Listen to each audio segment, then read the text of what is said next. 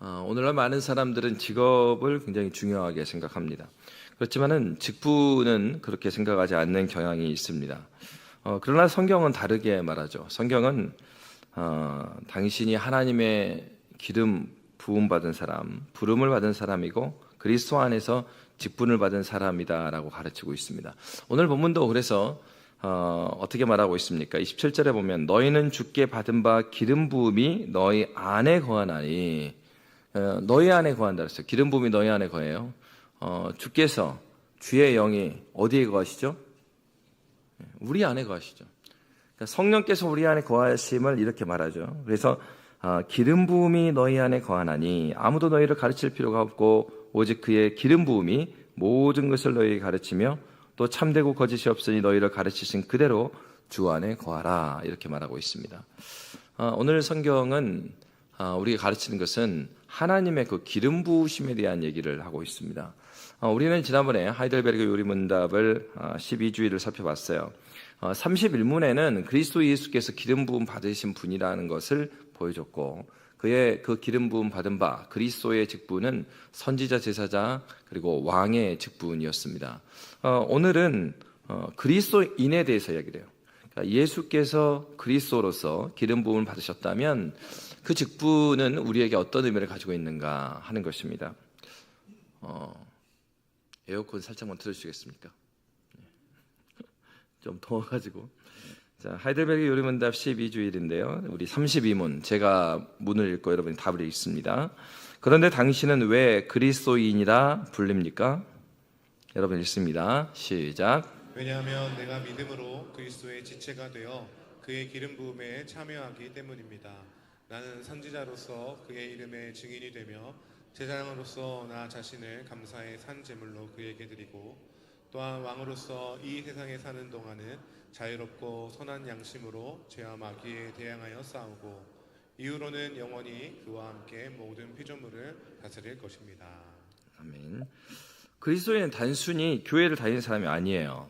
그래서 오늘날 우리가 착각하는 거는 이제 그 20세기에 선교 중심의 교회들이 됐죠. 그래서 아주 적극적인 선교 운동은 이제 20세기 들어서 활발하게 일어났기 때문에 그 이후에 이 교회가 세워진 지역들을 보면은 굉장히 그 그리스도인이 되는 게 쉬웠습니다.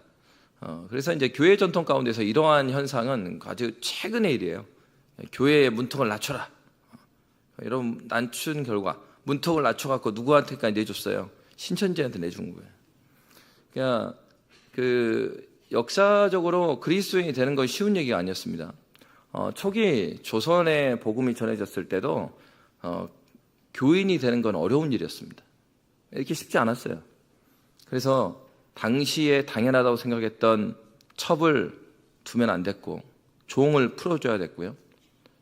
그리고 그 외에도 여러 가지 해야 될 것들이 있었어요. 그러면 어떻게 됩니까? 당시에 한마디로 약간 정신이 나갔다 이런 생각이 드는 거예요.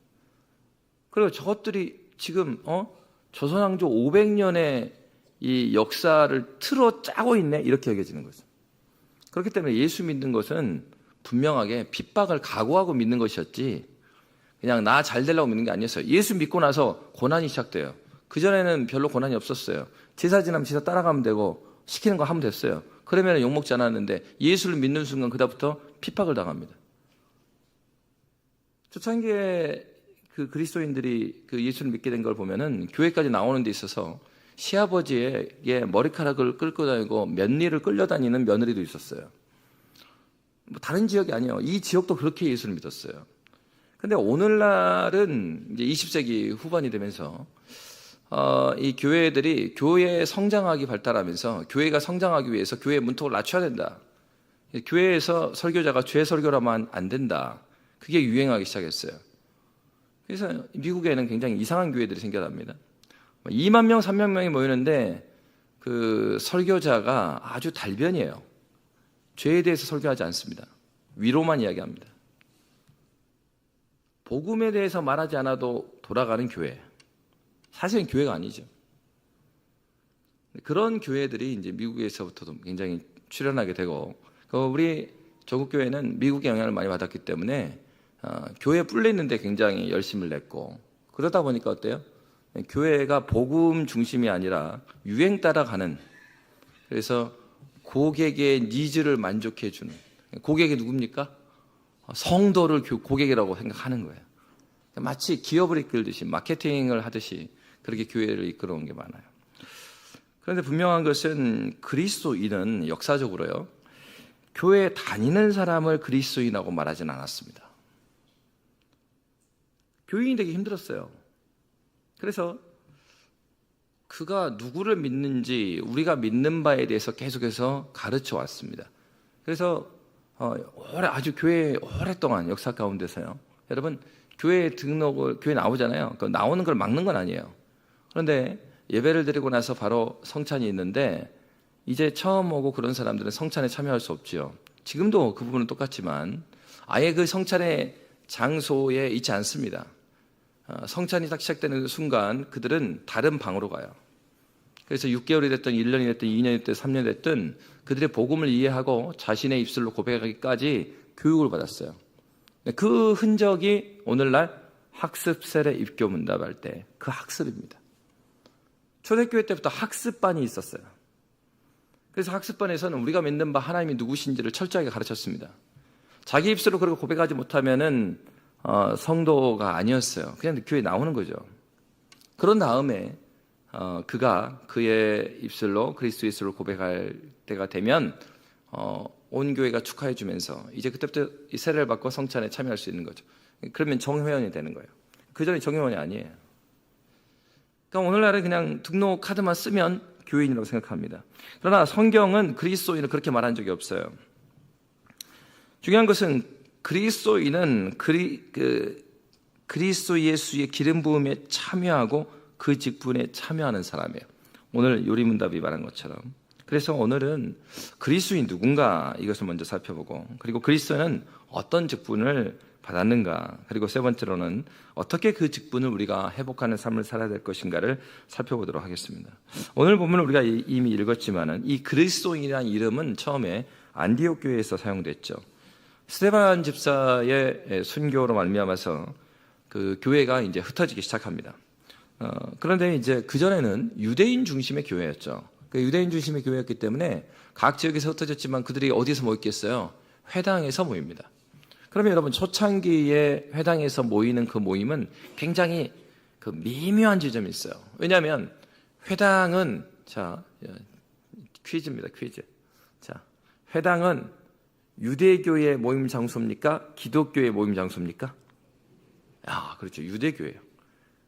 그러면 초대교회 때 스데반의 순교 이후에 흩어진 사람들이 어디로 모였다고요?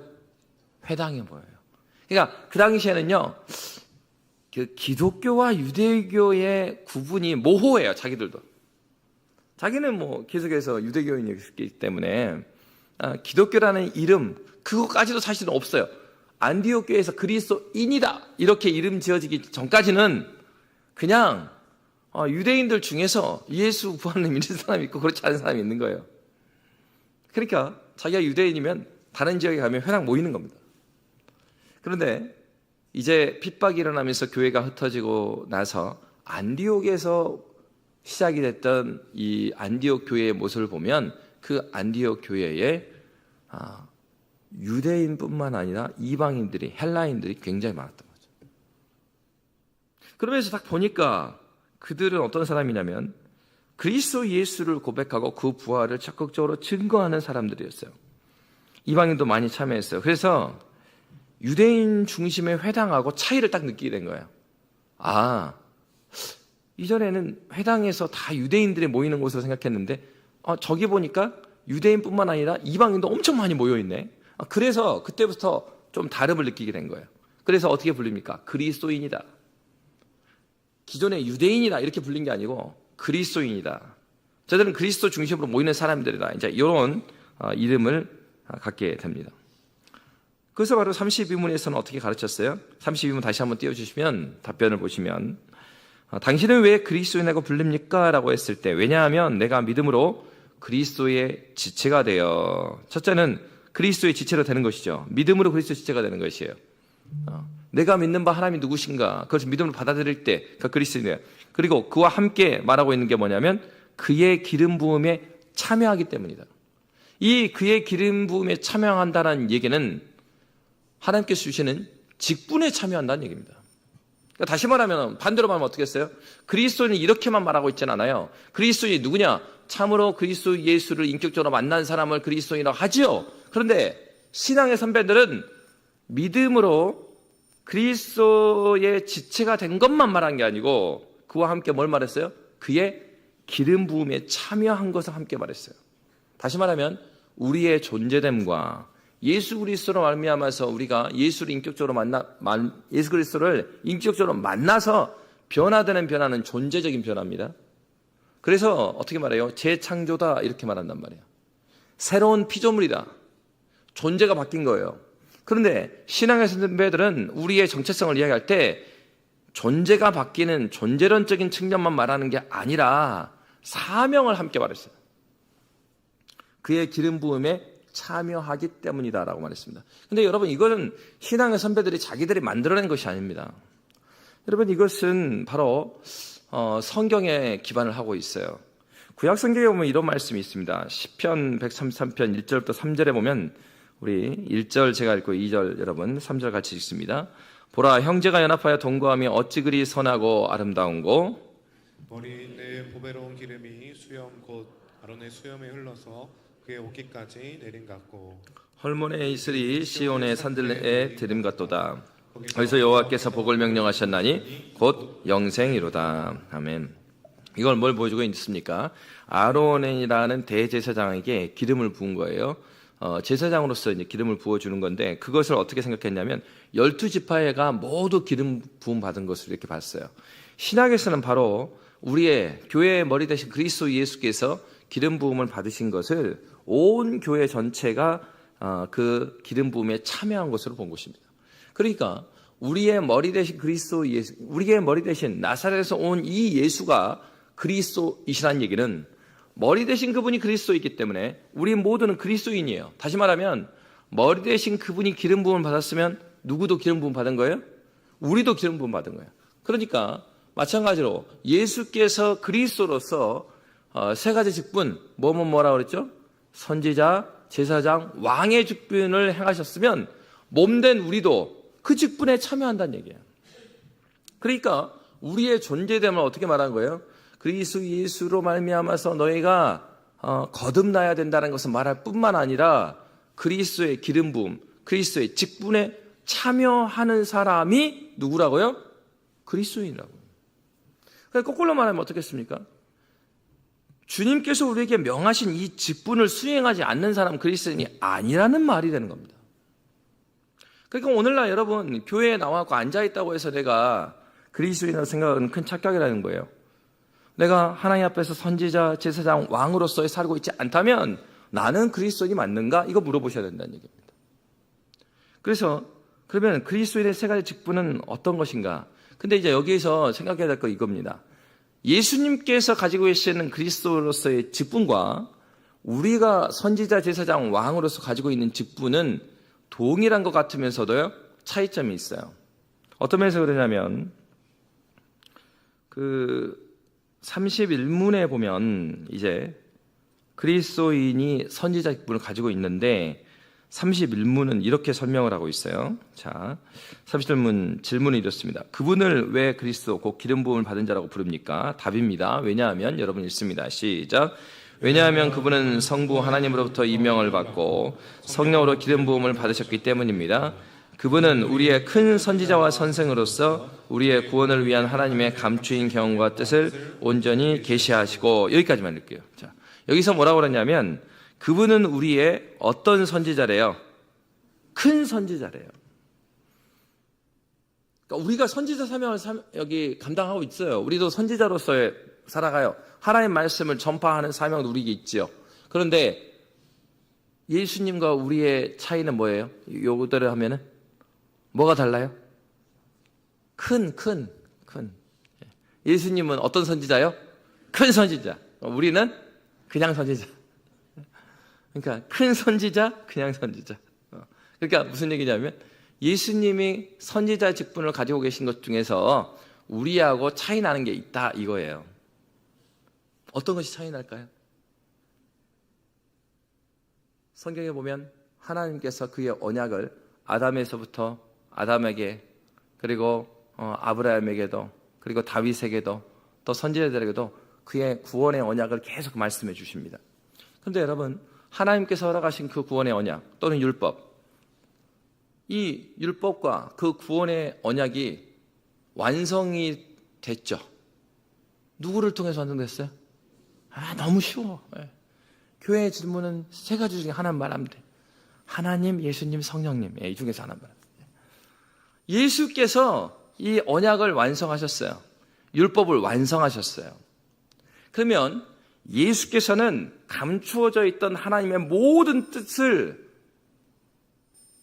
어떻게 우리에게 선지자로서 알리셨어요?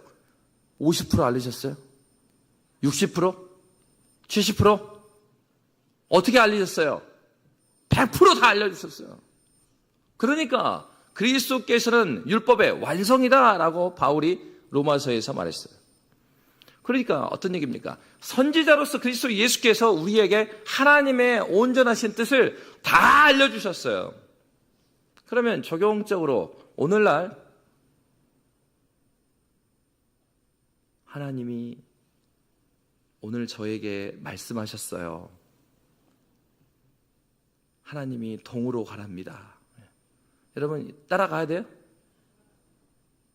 오늘날 직접적으로 하나님께서 또 다른 계시를 직접적으로 계시하시고 또 다른 말씀을 우리에게 주시나요?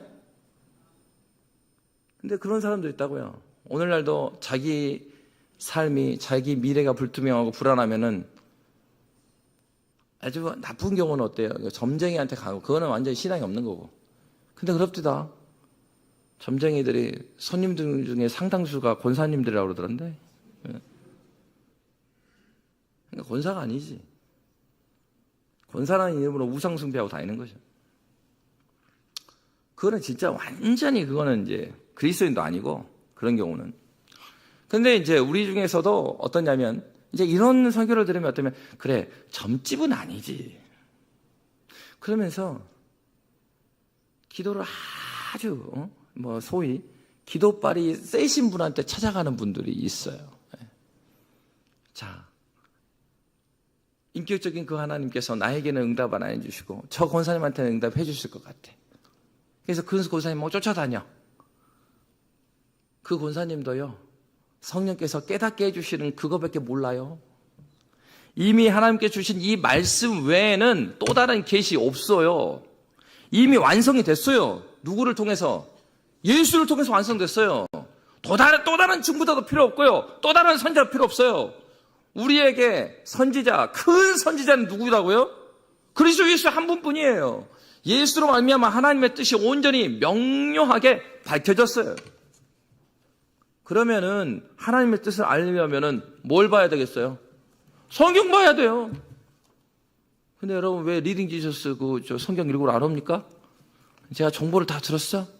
점심시간에 놀고 있는데도 성경 안 읽고 노는 사람 많던데? 성경 읽으러 오십시오. 아니면 놀지를 마세요. 놀지를 마, 그 시간에. 좀 쉬고, 말씀 묵상하고, 기도하고. 성경을 봐야 하나님께서 뭘 원하시는지 알 수 있다니까요. 그러니까 선지자의 사명은, 우리의 선지자의 사명과 예수님의 선지자의 사명의 큰 차이는 뭐냐? 오늘날 누가 하나님께서 나에게 말씀하시고 계시해 주셨다, 그런 거 없다고요. 그렇게 하나님의 뜻을 우리에게 쭉 가르쳐 주시는 유일한 큰 선지자는 예수 한 분뿐이에요. 그러니까 오늘날 자기가 기도하면서 하나님께서 나에게 이렇게 말씀하셨다고 외치고 다니는 사람들은 자기가 예수님 자리를 조금씩 예수님 좀 비켜봐요. 좀 비켜봐. 예수님 나도 좀 앉게. 자기가 예수님 되는 거예요. 이단이 이단.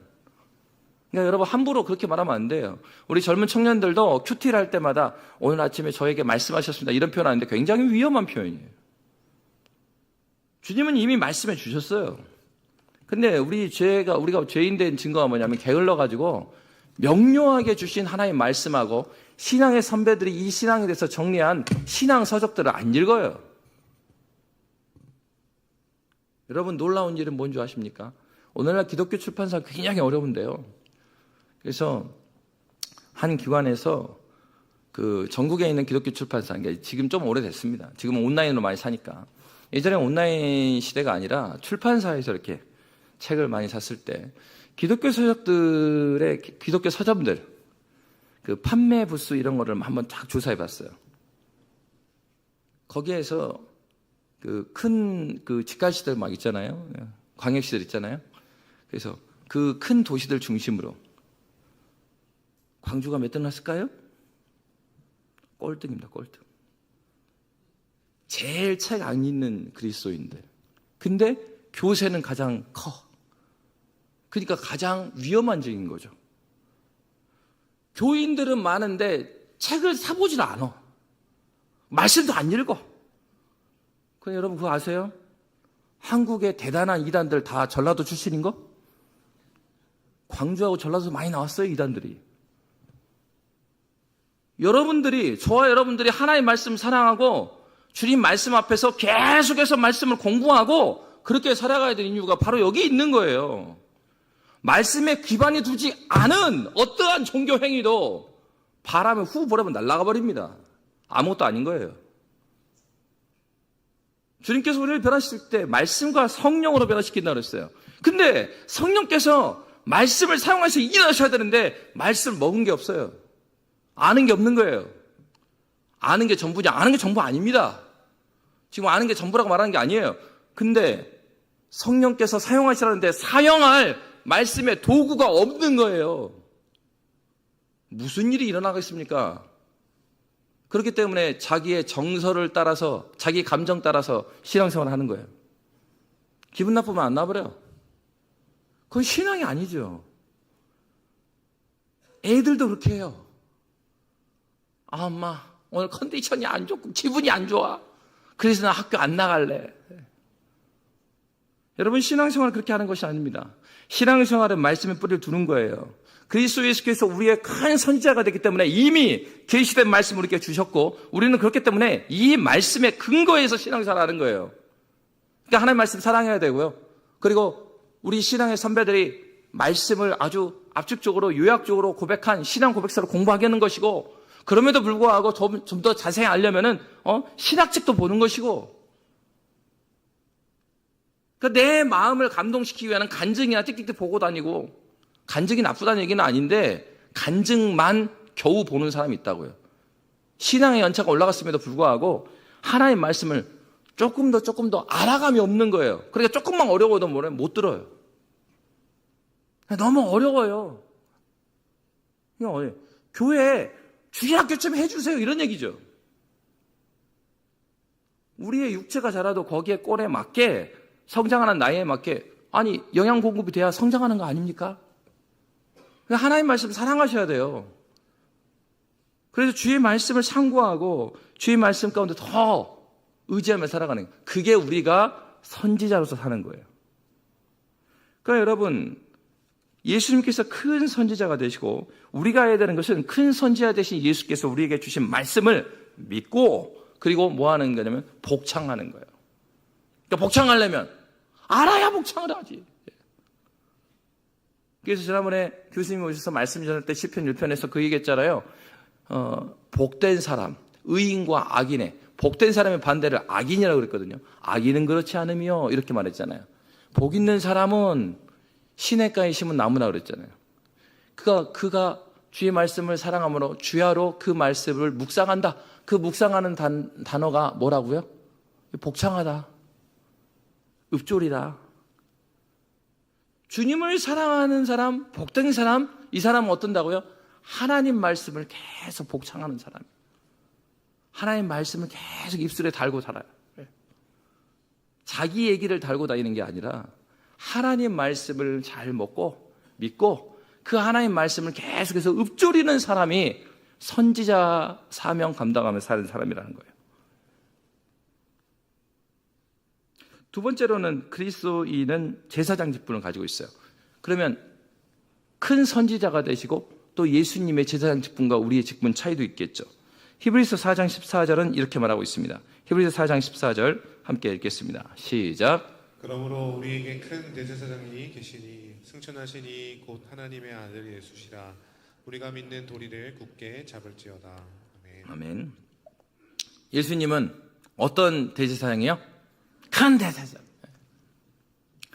그러니까 큰 대제사장이기 때문에 구약에 나오는 대제사장이나 뭐 그 이후의 대제사장들하고는 비교할 수 없어요. 예수께서 큰 대제사장, 다시 말하면은 그리스도의 십자가의 구속은요, 그 이후에 누가 대체할 수 없어요. 단 한 번에, 그리고 영원한 희생 제물이 되어주셔서 이제는 더 이상 우리가 제물을 가지고 제사 지내지 않아도 돼요.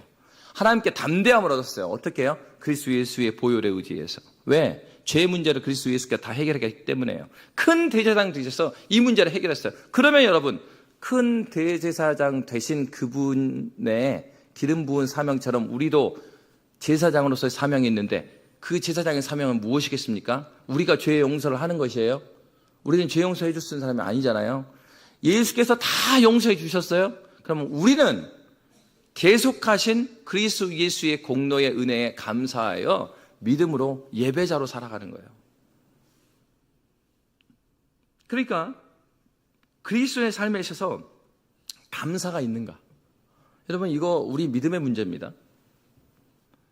제가 여러 번 이야기하지만 원망과 불평은 분명히 불신앙에 대한 문제예요. 하나님이 섭리 가운데서 나를 이끌어 주셨는가? 그 하나님 내가 믿고 있는가에 대한 문제지 내 상황과 형편이 특별한 문제하고 상관이 없어요.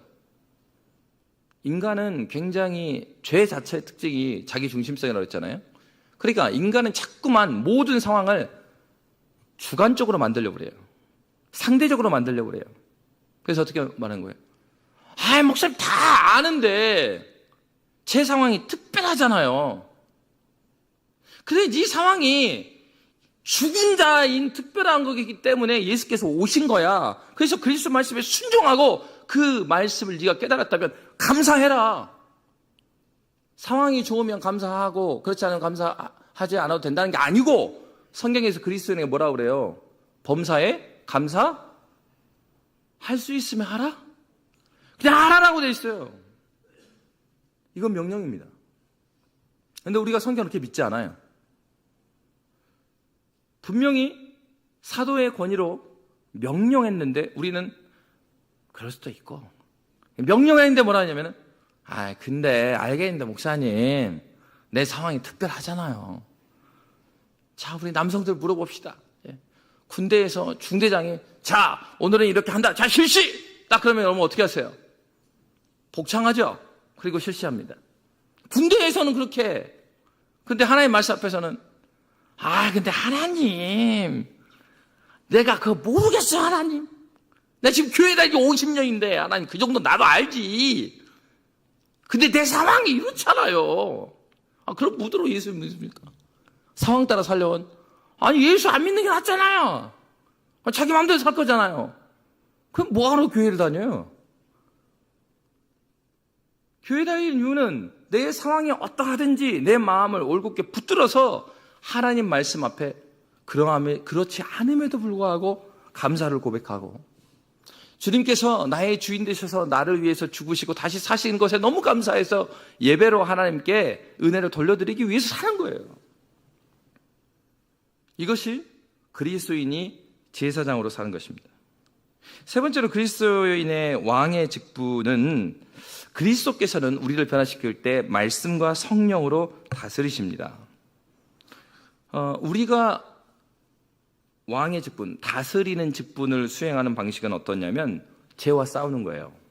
주신 바, 다스리고 계시는 주께서 어떻게 다스려요? 말씀과 성령으로 다스리는 바를 그대로 받아서 우리의 마음 가운데 여전히 남아있는 죄와의 싸움, 그리고 외부에서는 유혹과의 그 싸움에 있어서 말씀과 성령으로 우리가 다스림을 받는 거예요. 여러분, 그리스도인들은 기본적으로 왕으로 선다라는 것은 내가 다스리는 위치에 가는 것이 아니고 내가 먼저 다스림을 받는 것입니다. 이것은 하나님께서 그리스도 예수를 통하여서 질서 가운데 우리에게 생명과 역사를 더해 주시는 방식이에요. 그래서 우리가 기억해야 될 건 뭐냐면 질서입니다. 하나님께서 주시는 질서 가운데 내가 순종하고 있는가를 잘 살펴야 됩니다. 내가 말씀 앞에 순종하고 있는가. 그래서 오늘 우리가 직분에 대한 것을 다루고 있는데 그 직분에 대한 이해가 굉장히 중요해요. 그러면 직분에 대한 이해를 가질 때 우리가 고려해야 될 몇 가지가 있어요. 첫 번째로는 우리가 새 사람을 입는 것과 직분의 회복을 요리문답은 말하고 있는데 앞에서 그렇게 말을 했잖아요. 그럼 그것을 잘 생각해 봐야 되는데 하나님께서 우리를 지으셨을 때 어떻게 지으셨는가를 살펴볼 필요가 있어요. 첫사람 아담을 하나님께서 어떻게 지으셨습니까? 창세기 1장 26절에 보면은 우리의 뭐를 따라서 우리의 형상과 모양을 따라서 우리가 사람을 만들자 이렇게 말씀하셨어요.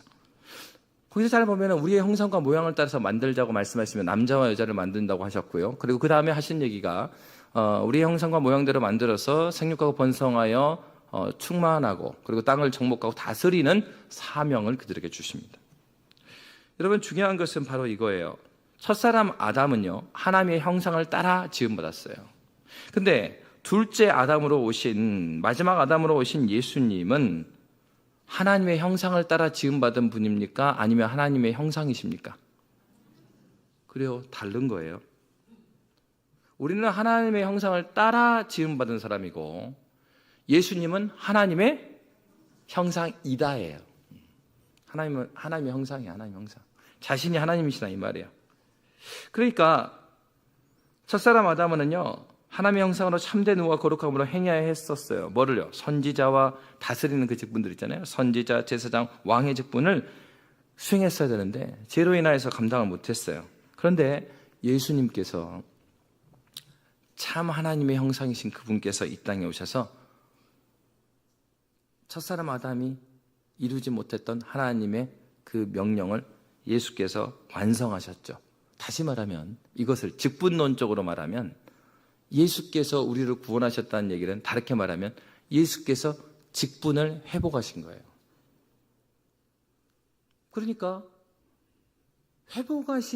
직분을 회복하신 예수님을 믿는 내가 직분대로 살아가지 않는 것은 내 자신이 정말로 그리스도 예수의 회복에 동참하고 있는가를 살피셔야 되는 문제예요. 그러니까 이거 아닙니다. 지금 이렇게 좁은 의미에서 직분, 목사, 장로, 집사를 말하는 거 아닌 건 아시죠? 지금 말씀드렸듯이 하나님의 선포된 그 말씀을 믿음으로 읊조리고 고백하는 그 삶, 그리고 감사로 예배하는 삶, 그리고 어때요? 그 말씀과 성령으로 나 죄와 끊임없이 싸워가면서 은혜를 추구하는 삶을 살아가는 것이 그게 직분자고 그 사람이 그리스도이나 이 말이에요. 그러니까 이것은요 선택의 문제가 아니에요. 하나님 나라의 질서, 하나님 말씀을 내가 순종하며 살아간다.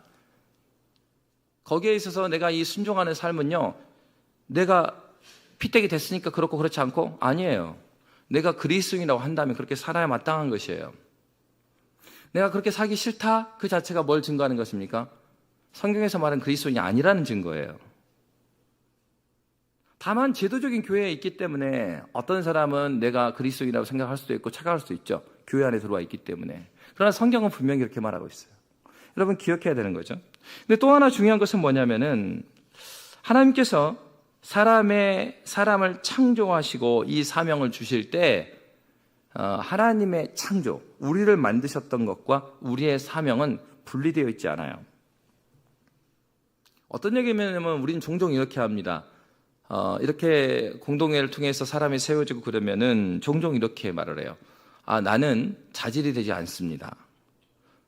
여러분 그게 굉장히 겸손한 말일 수도 있지만 또 한편으로는 굉장히 교만한 말입니다. 그리고 또 하나는 무지한 말이에요. 왜냐하면 하나님께서 첫사람 아담을 만드셨을 때 우리 사람을 만드셨을 때도 우리의 어떤 자질을 보고 사명을 주신 게 아니죠. 첫사람 아담 만들자마자 생육하고 번성하여 충만하고 땅을 정복하고 다스리라 바로 사명을 줬어요. 만들기 이전에 이미 논의하셨잖아요. 삼위 하나님께서. 그때 이렇게 했었어요. 우리가 이제 사람을 만들자. 우리의 형상을 따라서. 근데 그 중에 나중에 조성룡이라는 놈이 날 텐데 걔는 조금 애가 좀 그래.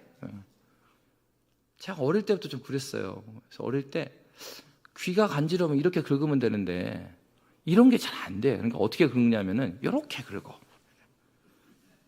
조금 얘가 좀 떨어져, 얘가. 예. 그럼 어떻게 했어요? 그런 거죠. 그냥 이렇게 생각하는 거예요. 우리가 볼 때 저 사람은 조금 떨어져 보이고 좀 안 돼 보인단 말이에요.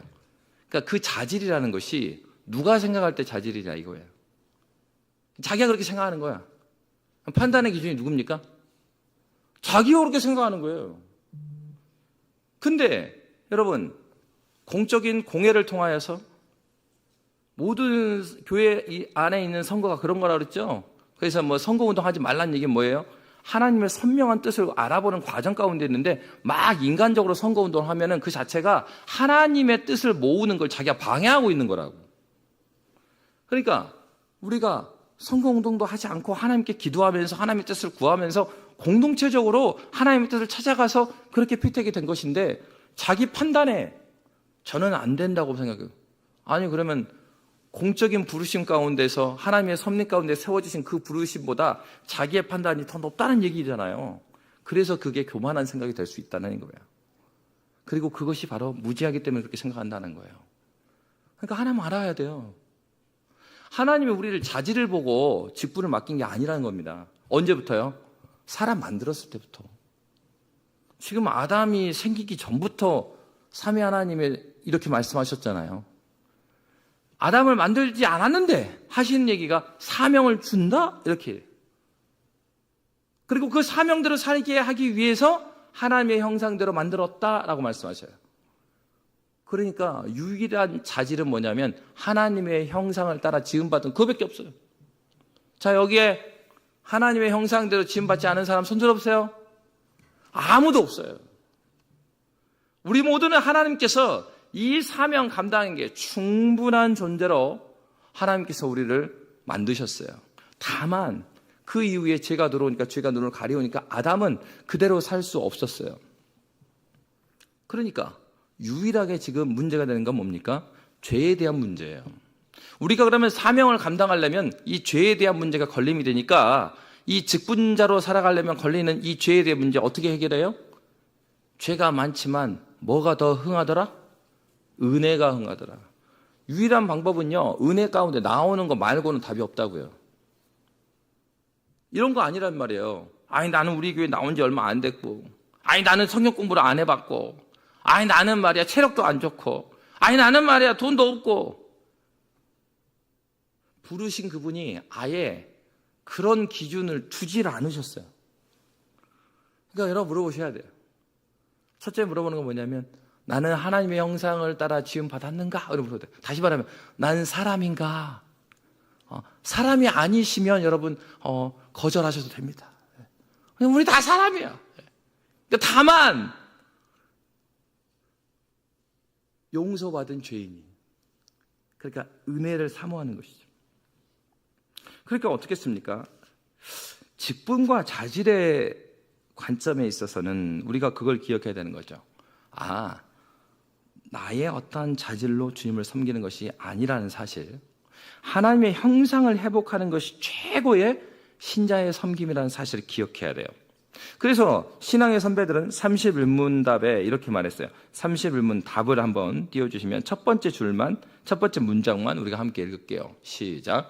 왜냐하면 그분은 성부 하나님으로부터 임명을 받고 성령으로 기름 부음을 받으셨기 때문입니다. 아멘. 자, 임명을 누구로부터 받았어요? 기름 부음을 누구로 받았어요? 그래요. 삼위 하나님께서, 성부 하나님께서 임명하셨고 성령으로 기름 받았단 말이에요. 그것으로 충분하다는 얘기예요. 이것을 부인하는 것 자체가 불신앙이라는 얘기입니다. 그러니까 여러분, 우리가 준비되어서 되면 언제까지 되겠어요? 제가 신대원에 가려고 했을 때 그랬어요. 부모님한테 물어봤습니다. 신대원에 이렇게 가고 뭐고 하는데 제가 어떤 얘기를 했냐면은 올해는 회사를 다니다가 올해가 거의 지나갔으니까 올해는 몇 달 안 남았으니까 시험 안 보고 내년에 1년 쉬면서 성경을 제대로 공부해갖고 가겠다. 그러니까 이제 아버지가 이야기해 줬죠. 네가 아직도 정신을 못 차렸구나. 교만하다. 야, 그거 그럼 너 그 성경 박사 돼 갖고 신대원 들어갈래? 그렇게 되는 게 아니라는 거죠. 우리 생각에는 내가 성경 지식도 많아야 될 것 같고 뭐 더 해야 될 것 같고, 아니 많으면 좋죠. 나쁜 것이 아니고. 우리가 생각하는 기준이에요, 그게. 그죠? 여러분 뭐 물어봤어요? 뭐 어디 AI한테 물어보셨나? 자기가 생각하는 기준이에요. 하나님 기준도 아니고, 아니, 야, 그럼 하나님 기준으로 찾아가야 되는데, 그건 안 해. 자기가 생각할 때 기준을 놓고, 그렇게 생각한단 말이에요. 아니에요. 신앙생활은 내 기준으로 하는 게 아니라고요. 하나님께서 허락하신 그 기준, 누가 임명하셨다고요? 성부 하나님께서. 누가 기름 부으셨어요? 성령으로 기름 부으셨어요. 그걸 기억하셔야 됩니다. 그렇기 때문에, 직분을 세우시는 분이 우리 하나님 아버지시고, 그리고 우리에게 그 직분자로서 살아갈 수 있도록 인도하시는 분이 성령께서 그렇게 알고 계셔요. 그러면 여러분, 이 직분이라는 것의 현장은 어딘가? 그 현장은 가정과 교회입니다. 근데 독특한 건 뭐냐면, 가정에서도 교회에서도 남편과 아내 직분이에요. 자녀도 직분명입니다.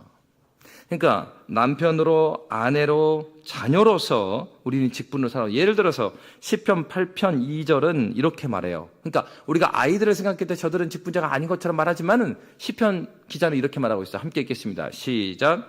주의 대적으로 말미암아 어린 아이들과 젖먹이들도 내 입으로 권능을 세우시며 이는 원수들과 보복자들을 잠잠하게 하려 하심이니이다. 아멘. 봐요. 어린 아이들과 젖먹이 입으로도 하나님께서 일하신대요. 그들의 믿음의 한마디, 이걸 통해서 하나님께서 일하시죠. 그러니까 어때요? 남편과 아내로, 또 부모와 자녀로, 가정에서도요, 모두가 직분자로 부름받은 대로 하나님 나라의 질서를 세우는 것이 우리의 사명이에요. 그래서 그런 관계들을 에베소에서는 아주 그 당시에 모든 관계, 부부간의 관계, 부모와 자녀와 관계, 종과 상전의 관계, 사회적 관계까지 모두 다뤘던 것이에요. 이건 넘어가겠습니다. 시간이 많이 지나서. 교회에서의 직분이라는 것은 교회의 기초를 놓을 때 사도나 선지자나 복음 전하는 자를 보내셔서 일하게 하셨어요. 그리고 그 이후에는 어떻게 직분을 세우셨습니까? 오늘날 우리가 알고 있는 목사, 장로, 집사를 세우셔서 교회의 직분을 감당하게 하셨어요. 그러니까 목사에게는 전하는 말씀을 잘 받고 살아가는 것이 그의 첫 번째 사명이에요. 그러니까 성도의 그 선지자로서의 최고의 섬김은 뭐냐? 선포된 말씀을 사랑하는 거예요. 그래서 강단을 위해서 기도하는 것이 여러분의 최고의 섬김이에요. 선지자직에 있어서 여러분의 최고의 섬김은, 성도의 최고의 섬김은 하나님 이 강단을 지켜달라고 기도하시는 거예요. 하나님 강단에 세우시는 설교자, 그들의 입술을 전해지는 말씀이, 진리의 말씀이 선포되게 해주십시오. 그와 더불어서 여러분 기도해야 되는 게 뭐예요? 제사장으로서 여러분이 감당할 수 있는 것은, 하나님 주님께서 세우신 설교자를 통해서 그리스도 예수의 말씀이 편만하게 선포되고 가감없이 선포될 때에 회중인 우리에게 우리의 마음을 붙들어서, 이게 제사장적인 기도죠. 뭐예요? 우리 지체들을 위해서 기도하는 거예요. 선포된 말씀에 믿음으로 반응할 수 있도록 해주십시오. 육체의 건강을 위해서 기도하는 것도 예배를 위해서 기도하는 것입니다.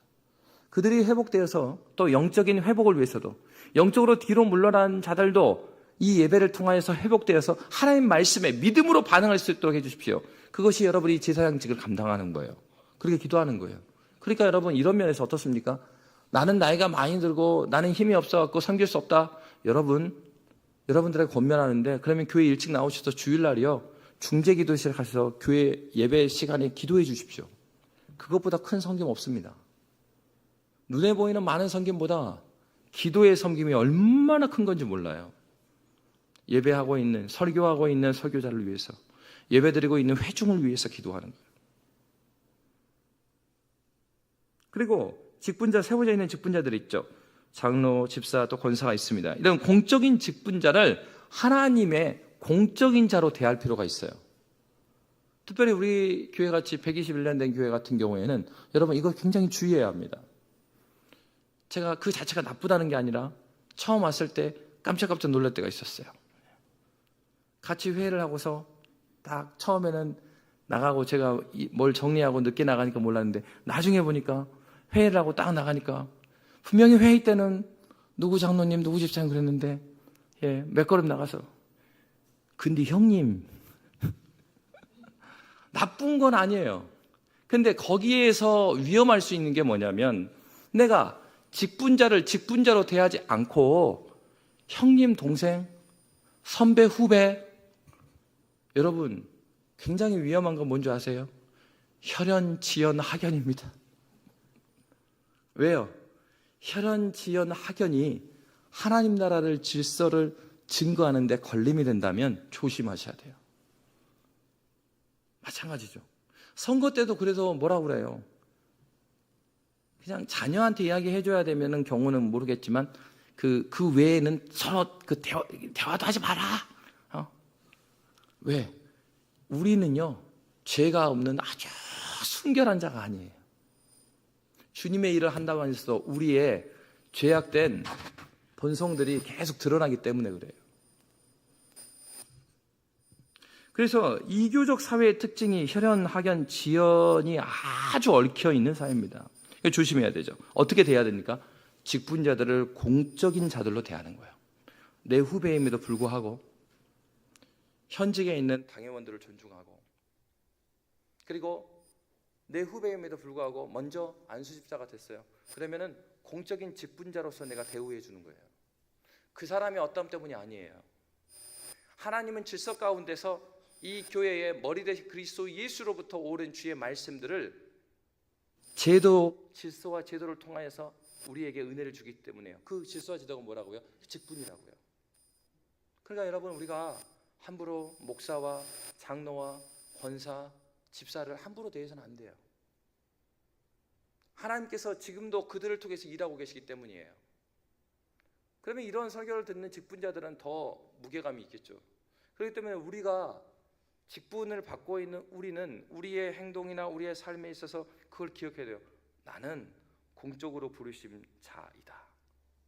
교회의 아름다움은 그냥 해던 대로 해서 세워지는 게 아니에요. 하나님이 세우신 직분자의 질서 가운데서 가정과 교회에서 그리스도의 통치만이 온전히 드러나도록 우리가 함께 기도해야 되는 부분이에요. 오늘 함께 나눴던 말씀처럼 저와 여러분이 그리스도 예수께서 기름 부음 받으신 바와 같이 우리가 예수를 믿음으로 그의 지체가 됐기 때문에 우리도 기름 부음 받은 자임을 기억하고 오늘을 주의 말씀 가운데 살아내는 아름다운 믿음의 공동체 되시기를 주의 이름으로 축복합니다. 살아계신 하나님 아버지, 주의 은혜를 인하여 감사합니다. 하나님, 주님께서 사람을 통하여서, 하나님 직분자들을 통하여서 교회를 세우셨습니다. 하나님, 주님께서 오늘도 교회의 머리가 되어주셔서 그의 질서 가운데 우리를 다스리고 계시오니 하나님, 주의 말씀 가운데 주의 말씀을 사랑하여 그 말씀을 읊조리고, 그리고 하나님 아버지 그 대속의 은혜에 감사하여 주님께 예배하고 주님을 찬양하며, 그리고 아버지 하나님이시여 그 말씀과 성령으로 다스리실 때에 그 질서 가운데 다스리시는 그 직분자의 다스림에 순종하여 하나님께 영광을 돌리고 죄와 싸워나가며 은혜 가운데 거하는 아름다운 교회 될 수 있도록 인도하여 주시옵소서. 예수님 이름으로